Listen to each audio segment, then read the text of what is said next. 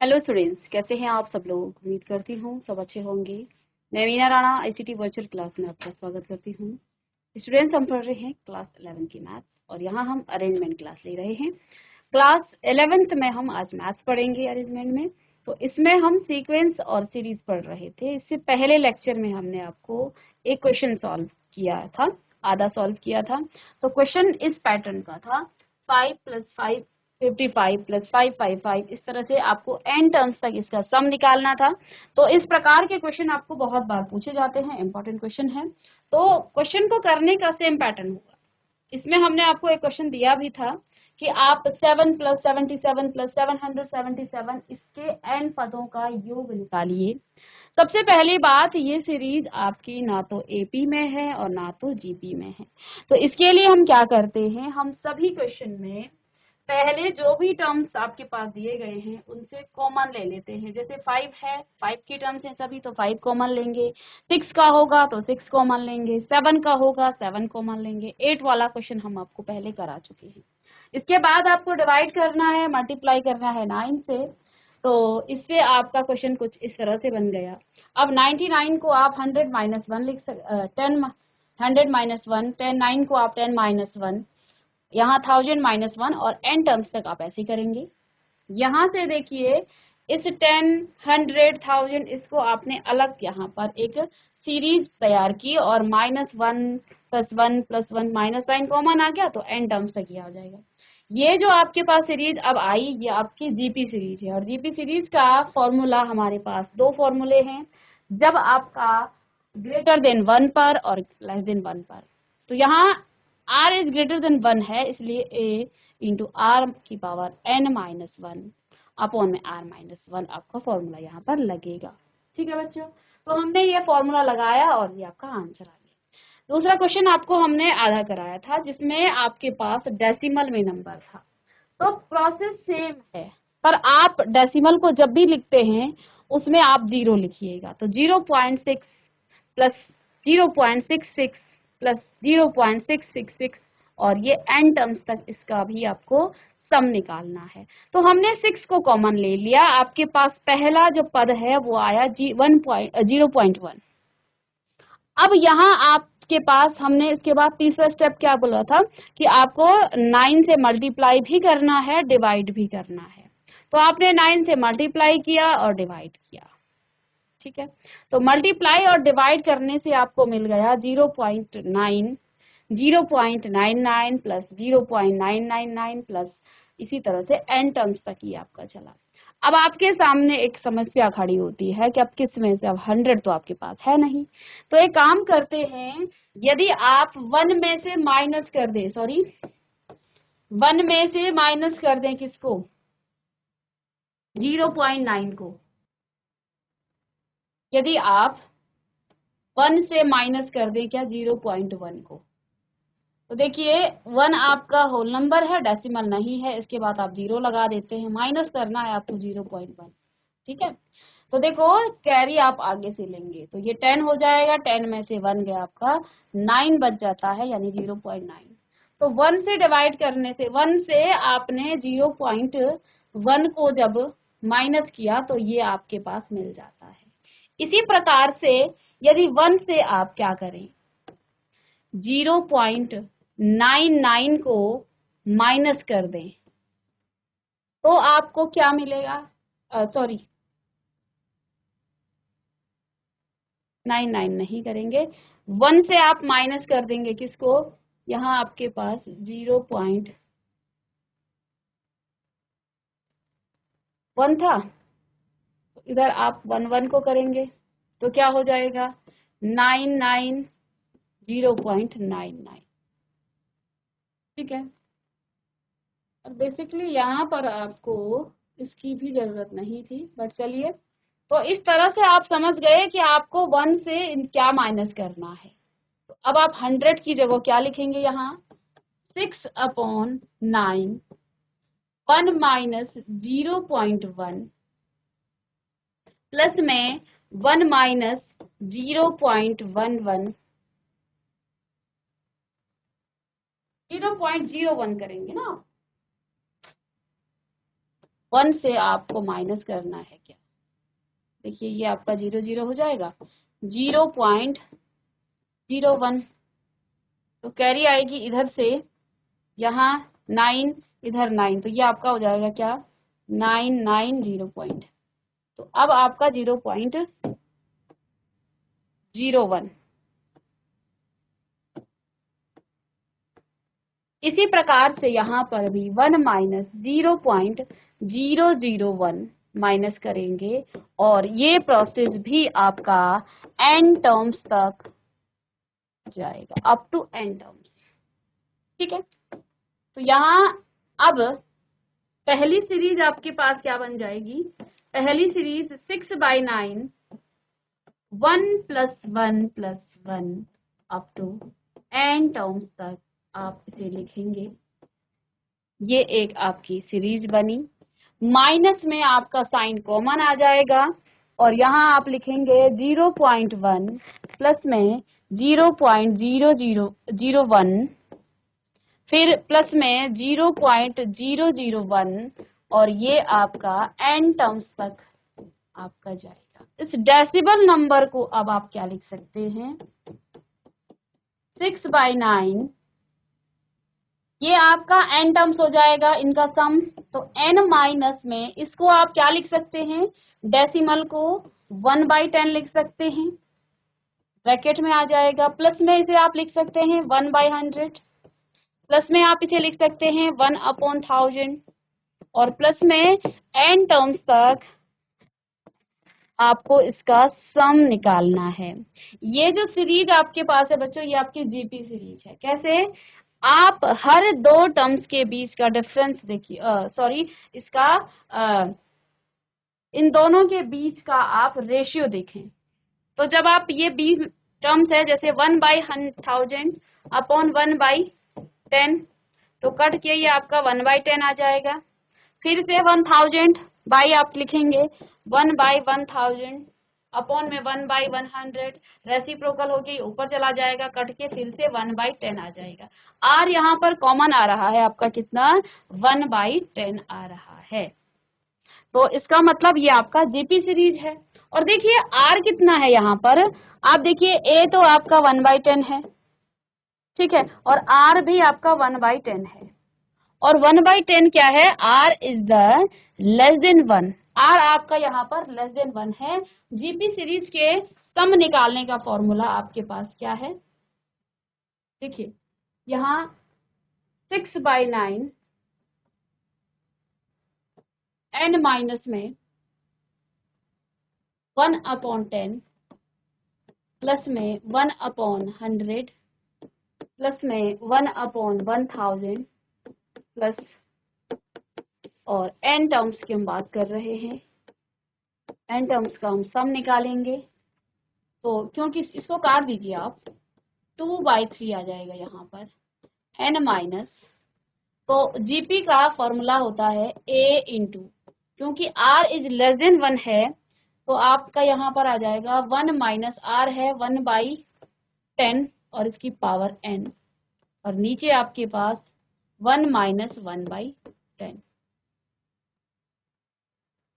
तो ध्यान देना है, Sn is equal to when GP is r is less than 1 and Sn is equal to आपके पास a 1 माइनस r की power n upon 1 minus r। इस तरह से ये आपका फॉर्मूला है, ठीक है। तो इसको हमने अप्लाई किया यहाँ पर। अब इसको थोड़ा सा सॉल्व कर लेते हैं। 2/3 n, अब देखो बच्चों यहाँ पर a की जगह आप 1/10 लिख सकते थे, 1/10, तो ब्रैकेट आप लिखें पूरा। तो ये तो आपका हो जाएगा n माइनस में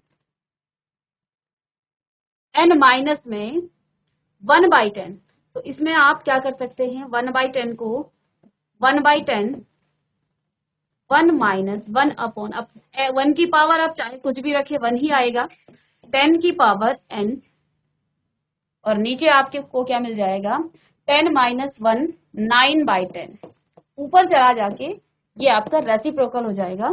तो 2/3 n माइनस इसको रेसिप्रोकल करके ऊपर लेके आएंगे तो 1/10 मल्टीप्लाई बाय, अब ये 10/9 हो जाएगा। अंदर आपके पास 1 - 1/10 की पावर n। ठीक है, ये तो कट गया आपस में, तो ये आ जाएगा 2/3। अंदर आपके पास n माइनस में 1/9 और 1 - 1/10 raise to the power n।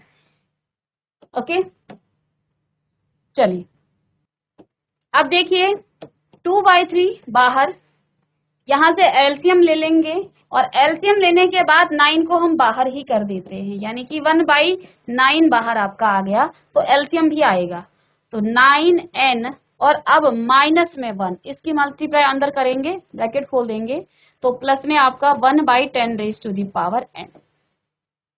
ठीक है, चलिए तो इसको आगे आप मल्टीप्लाई कर दें तो 2/27, 9n माइनस में 1 प्लस में आप 10 raise to the power -n लिख सकते हैं और यही इसका आंसर होगा। चलिएगा इसे नोट कीजिएगा आप। चलिए स्टूडेंट्स, के बाद क्वेश्चन को सॉल्व करें आप।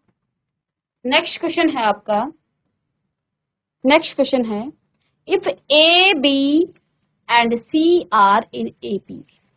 आपके पास गिवन है कि ए बी और सी किसी एपी सीरीज में है, B C D are in GP, B C और डी आपकी जीपी श्रेणी में है, एंड 1/C 1/D और 1/E इन एपी। तीन चीजें आपको दे रखी हैं। प्रूव दैट ए सी और E R in GP.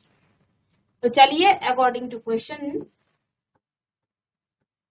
Question में कहा गया है कि A B and C are in an AP, ये एपी में है, ये एपी में है। तो एपी में हम कैसे बोलते हैं कि कोई सीरीज आपकी एपी में होगी जब उनके बीच का कॉमन डिफरेंस सेम हो, यानी कि इसके according b minus A is equal to C minus B होना चाहिए। ये इसके इक्वल होगा तो हम कहेंगे ये एपी सीरीज में है, और इसने दिया ही है कि ये एपी में है तो यहाँ b माइनस ए इक्वल होगा सी माइनस बी के। अब इसको हम सॉल्व कर लेते हैं तो ये इधर ट्रांसपोज होके 2b is equal to C plus A हो जाएगा। यहाँ से चाहे तो आप b निकाल सकते हैं, c प्लस ए आपका b हो जाएगा, और बच्चों इसे आप इक्वेशन 1 मान सकते हैं। अभी जितनी इंफॉर्मेशन हमारे पास है उसको हम अप्लाई कर लेते हैं। दूसरी चीज ही है कि बी सी और डी, चलिए दूसरे पेन से लिखेंगे हम यहाँ पर, जो आपका बी सी और डी है वो जीपी सीरीज में है, इन जीपी।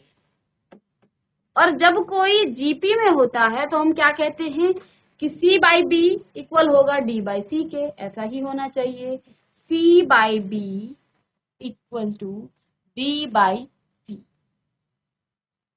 ठीक है, इसको यदि सॉल्व करें आप तो ये क्रॉस मल्टीप्लाई हो जाएगा, C square is equal to B D, और इसे आप बच्चों इक्वेशन नंबर 2 पुट कर लें क्योंकि हमारे पास ये इंफॉर्मेशन थी। तीसरी चीज यहाँ पर दी गई है कि 1/C, जो 1/C है, कॉमा 1/D और 1/E, ये किस में है, ये भी एपी में है, इन एपी। तो अकॉर्डिंग टू एपी सीरीज ये डिफरेंस इनके बीच का सेम होना चाहिए, दैट मीन्स 1/D माइनस में 1/C equal to 1/E minus में 1/D। ये तो हम क्वेश्चन के ही अकॉर्डिंग लिख रहे हैं। हमारे पास तीन चीजें दी गई हैं, ए बी सी एपी में है, बी सी डी जीपी में है, 1/C 1/D 1/E एपी में है। तो हमने इन कंडीशन को यहाँ पर अप्लाई किया, इस कंडीशन को लिखा और इससे हमने कुछ इक्वेशन यहाँ पर हमें मिल गई। चलिएगा अब इसको ट्रांसपोज करें, डी की टर्म्स इधर लाइए, 1/d माइनस प्लस हो जाएगा ये 1/d is equal to 1/e, ये उधर चला जाएगा, ये प्लस का हो जाएगा 1/c। इसको यदि आप आगे सॉल्व करें तो देखिए ये तो आपस में जुड़ जाएंगे कॉमन आके, तो 2/d is equal to c plus E upon में आपका आ जाएगा CE, ठीक है। और यदि हम यहां से भी d को निकालना चाहें तो d किसके इक्वल हो जाएगा, d इज इक्वल टू हो जाएगा क्या, d इक्वल हो जाएगा आपके किसके 2CE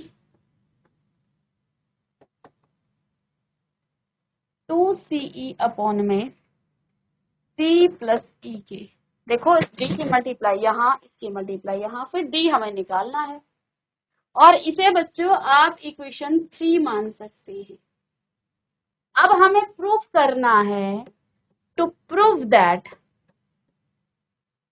हमें प्रूव क्या करना है, हमें ये चीज प्रूव करनी है कि जो A, C और E है, A, C और E है, वो आर इन जीपी, कहने का मतलब ये है कि अगर हम ये दिखा दें कि C/A इक्वल है E/C के, तो हम ये प्रूव कर लेंगे। ये हमें प्रूफ करना, अगर इतना हमने दिखा लिया तो ये प्रूफ हो जाएगा, क्योंकि यही तो कंडीशन हमने ली है कि ABC आपके अगर AP में है तो हमने AP की कंडीशन रखी, उससे हमने B का मान निकाल लिया, इक्वेशन 1। यदि B, C और D आपके GP में है तो GP की कंडीशन क्या होती है, B/A, यानी जो आपका second term upon first term, third term upon second term, तो वही चीजें की, यहाँ से भी इक्वेशन 2 मिल गया। इसके बाद आपके पास तीसरी थी कि ये आपकी AP में है तो हमने second term minus first term किया। अच्छा यहाँ तो आपके पास ये A था ना, अच्छा C है, D माइनस, ठीक है। तो इनसे हमने निकाला, अब हमें प्रूव करना है कि AC R इन G। अब हमने इन 3 इक्वेशन से ही ये प्रूव करना है। तो देखो सबसे पहले तो हमें B और D को एलिमिनेट करना पड़ेगा, इसको हटाना ही पड़ेगा ताकि मुझे ये मिल जाए, क्योंकि मुझे जो भी चाहिए वो A, C और E के पदों में चाहिए, यही तभी तो ये प्रूव हो पाएगा। तो एक काम करते हैं ना, यहाँ से हम इस इक्वेशन नंबर 2 में B और C की वैल्यू रख, B और D की वैल्यू रख देते हैं। तो यहाँ से आप लिख सकते हैं फ्रॉम 2 क्या है, C² is equal to BD, 2 है आपके पास ये, और put the value B at D in from 2, put B and D in 2, इसमें रखना है। तो C² बराबर B आपके पास कितना है बच्चों, C प्लस A, और D आपके पास कितना आ गया है, D है आपके पास 2CE अपॉन में C प्लस E, और ये आपका था B आपका अपॉन में 2 भी आएगा, अपॉन में 2 भी यहाँ पर आएगा, तो इस 2 से तो ये 2 कट गया। चलिए इतना आप नोट करें पहले, तो आगे आप लिखिएगा C² बराबर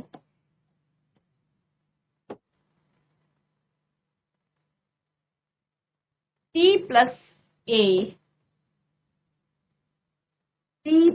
A अपॉन इनटू में आपका CE है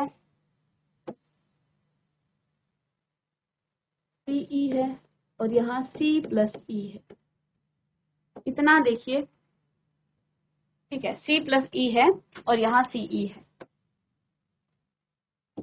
बस इसको सॉल्व करते रहें आप। तो देखिए इस c से ये c आपका कट जाएगा स्क्वायर वाला, तो c बराबर c प्लस ए और अपॉन में आपका c प्लस ई।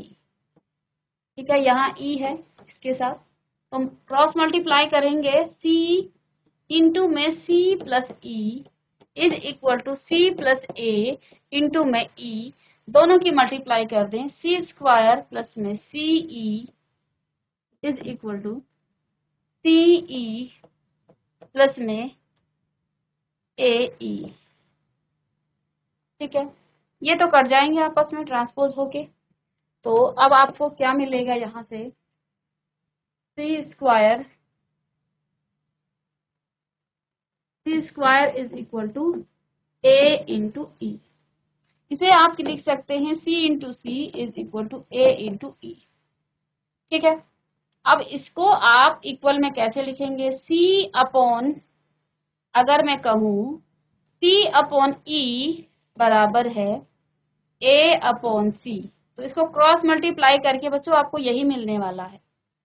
ठीक है, और ये आपका आ गया, इसका मतलब क्या हुआ, हैंस प्रूव दैट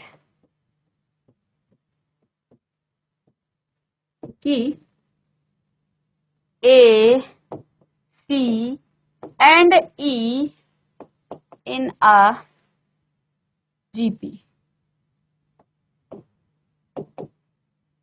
यही हमें प्रूफ करना था, ACE इन अ GP, ये आपका एक GP में होगा। ठीक है, चलिएगा, तो यहाँ स्टूडेंट्स आपके पास 3 चीजें दी गई थी। पहला कि A, B और C आपके AP में हैं, तो हमने AP की कंडीशन अप्लाई की कि AP में कॉमन डिफरेंस सेम होता है। ठीक है, और B, C और D GP में है, तो GP की कंडीशन रखी कि इनके दो टर्म्स के बीच का जो रेशियो है वो सेम होता है, तो दूसरा हमें यहाँ पर मिला। और ये तीसरा AP में है, तो फिर से हमने AP की कंडीशन, और क्योंकि हमें ये प्रूफ करना था ये GP में है, A, C और E GP में है, तो हमें ये प्रूफ करना पड़ेगा।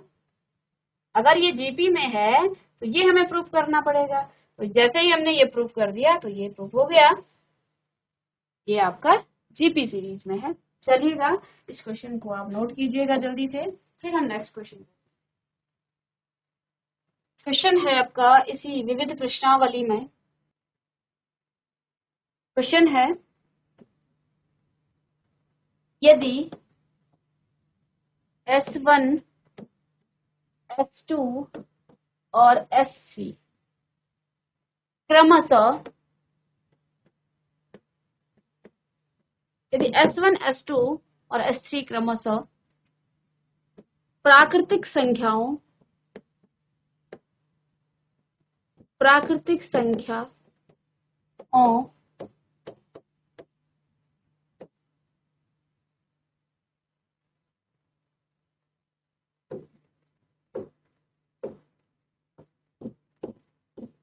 संख्याओं के वर्ग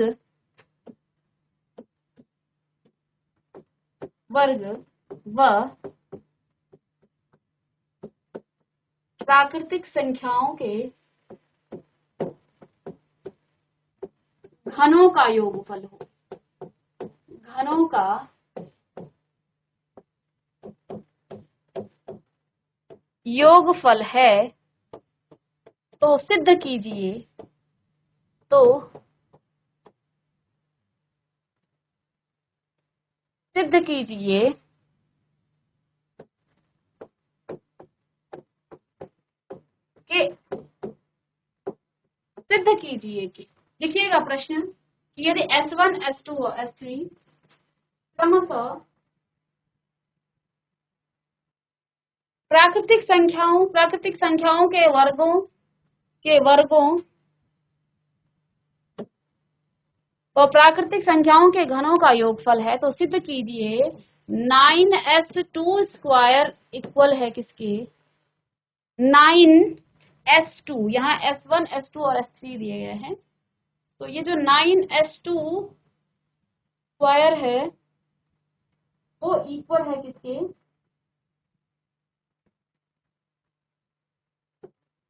S3 1 + 8S1K, ये इसके इक्वल है।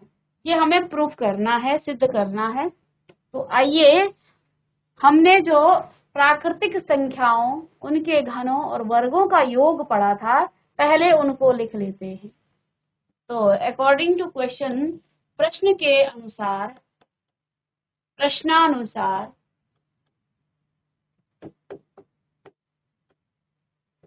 प्रश्न में क्या दिया गया है? पहला, S1 = n, इसका मतलब है n+1/2, यही दिया है। दूसरा, आपके पास S2 जो है n², दैट मीन्स आपने क्या निकाला था? n+1, 2n+1 अपॉन में 6 हमने प्रूव भी किया था। और S3 क्या होता है? n³, तो नेचुरल नंबर का जो क्यूब का सम है वो n+1 की पावर बाई 2 की पावर 2, दैट मीन्स इसे लिख सकते हैं आप n² n+1 की पावर 2/4, ऐसा आप इसे लिख सकते हैं। ये तो आपके पास प्रश्न में दिया गया है। अब आपको प्रूव करना है, तो सिद्ध करना है, आपको सिद्ध करना है। क्या करना है सिद्ध? कि 9S2 का जो स्क्वायर है वो इक्वल है S3 1 + 8S1 की। तो एक काम करते हैं, पहले हम लेफ्ट हैंड साइड को सॉल्व कर लेते हैं, फिर हम राइट हैंड साइड निकालेंगे। लेफ्ट हैंड साइड कितना है? 9S2 का स्क्वायर। तो S2 आपके पास 9, देखिए S2 है आपके पास n+1 और 2n+1 का whole square by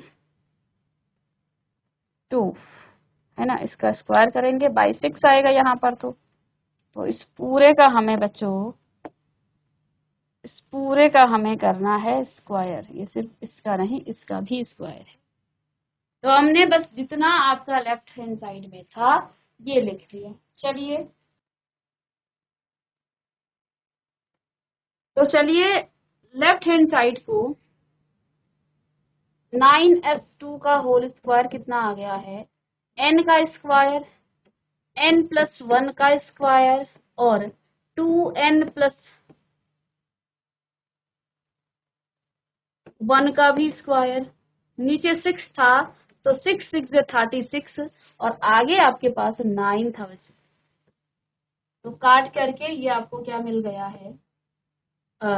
n² n+1 का होल स्क्वायर प्लस नहीं 2n+1 का स्क्वायर।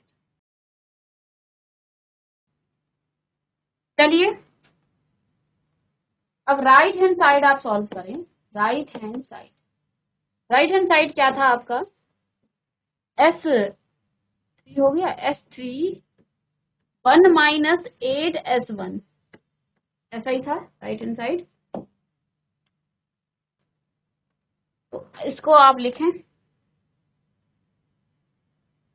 S3 क्या हो जाता है बच्चों आपका? S3 देखिए, S3 आपका क्या हो जाता है? n² n+1 का होल स्क्वायर अपॉन में 4 1 - 8 n1 कितना है? S1 कितना है? n-1 n, सॉरी प्लस है स्क्वायर 2, सब में प्लस आएगा। ठीक है, कहीं बाई मिस्टेक हो जाए तो आप इसे ठीक करें। ठीक है, तो इससे तो ये 4 हो जाएगा कट के। तो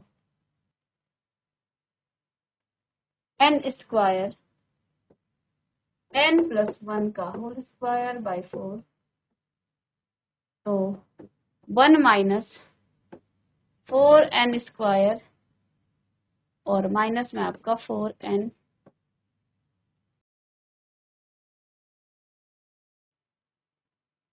अच्छा, इसमें ना क्वेश्चन आपका प्लस में था तो कहीं भी माइनस नहीं आएगा, ठीक है।